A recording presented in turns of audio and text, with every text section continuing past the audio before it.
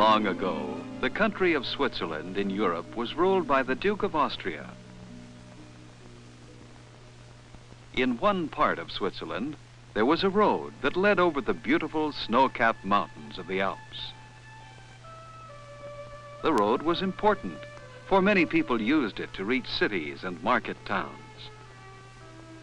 Austrian soldiers had been sent to guard the road with strict orders to collect a fee for use of the road from each and every traveler who used it.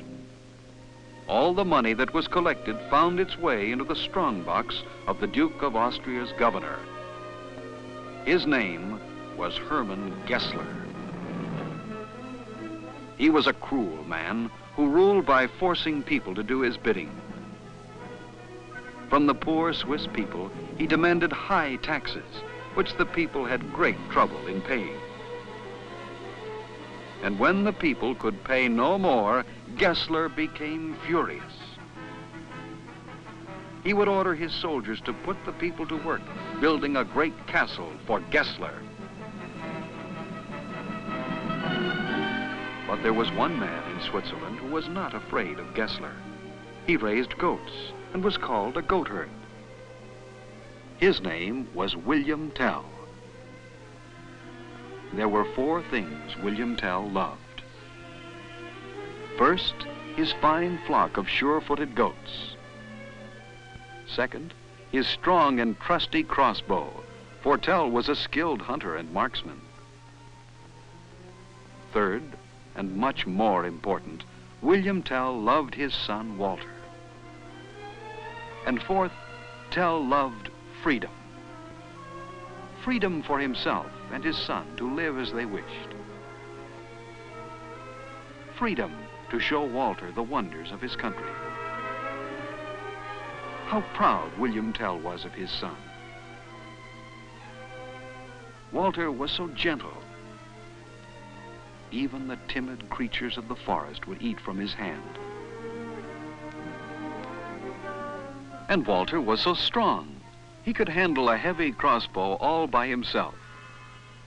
But he wasn't very good at target practice.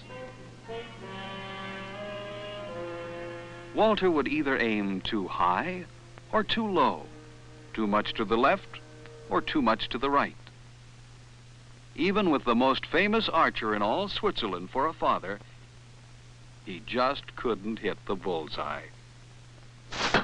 William Tell was disappointed, but one day, watching Walter tend the flock of goats, the famous archer thought to himself, everyone should be free to do what they can do best. I can use the crossbow better than any man in Switzerland, but my son is interested in other things. He's so kind and loving. All the animals know he's their friend. Yes, Walter will make a better goatherd than I could ever be. That night, William Tell told Walter he would never have to practice with the crossbow again. Walter was glad to hear it. To tell the truth, he was just a little bit afraid of the crossbow. So, each free to do the things he could do best, father and son passed their days.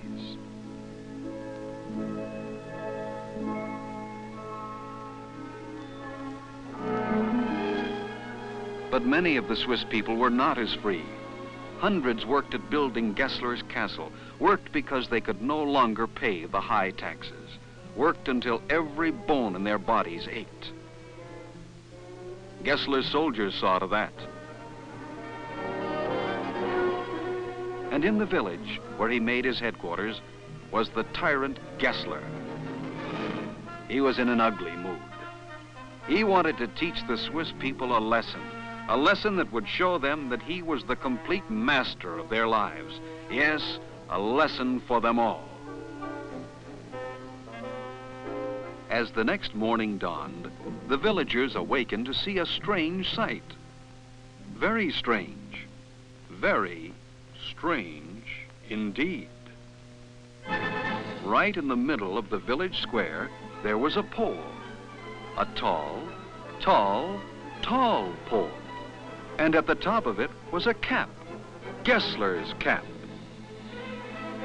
The soldiers shouted to the people, bow down to the cap of Gessler."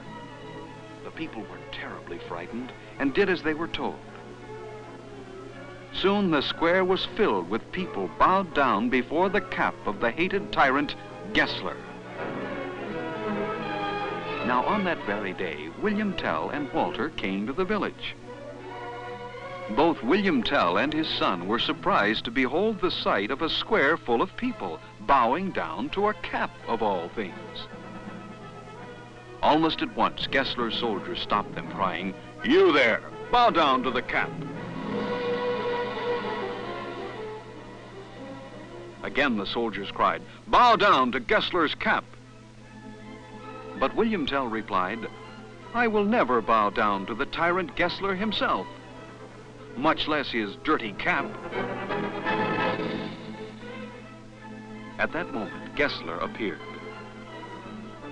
Gessler was quickly told of William Tell's defiance. Gessler was furious.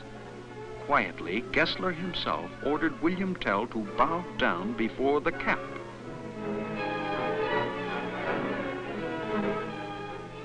Gessler grew angrier and angrier. "Seize that boy," he ordered.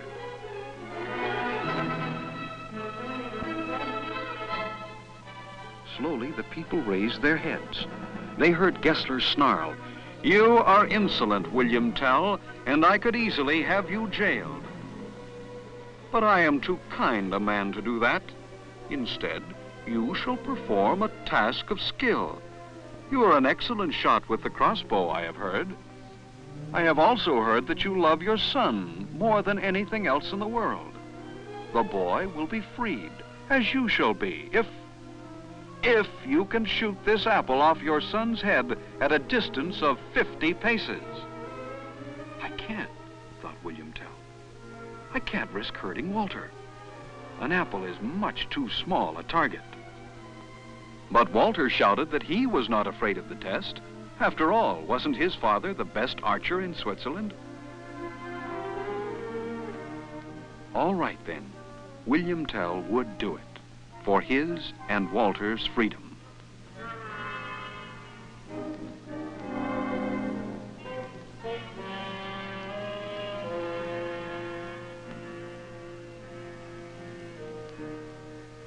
A hush fell over the square as William Tell reached for an arrow inside his cloak and fitted the razor-sharp arrow into the crossbow. Carefully, the great archer took aim and then lowered the bow.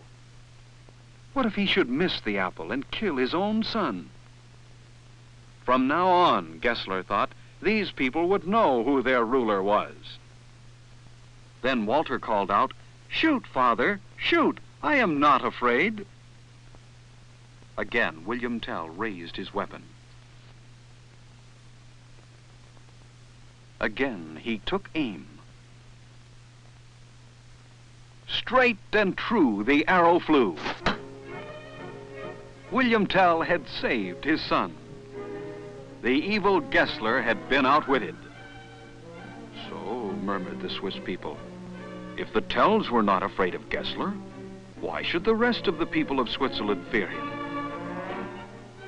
As Walter was released, an arrow from under William Tell's cloak dropped to the ground. Gessler asked, "What was that for?"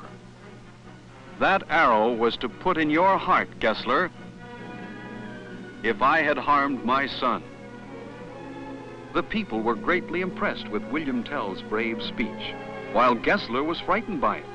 Now the tyrant knew that it would not be long before the Swiss people rose up against their enemies and forced them out of Switzerland. William Tell knew this too, and it wasn't long before his country, Switzerland, was free and independent. Gessler and his soldiers were forced to leave by the road they had come to guard. And so, William Tell had taught the Swiss people and everyone a lesson never to be forgotten. Tyrants must back down before men who will not bow down.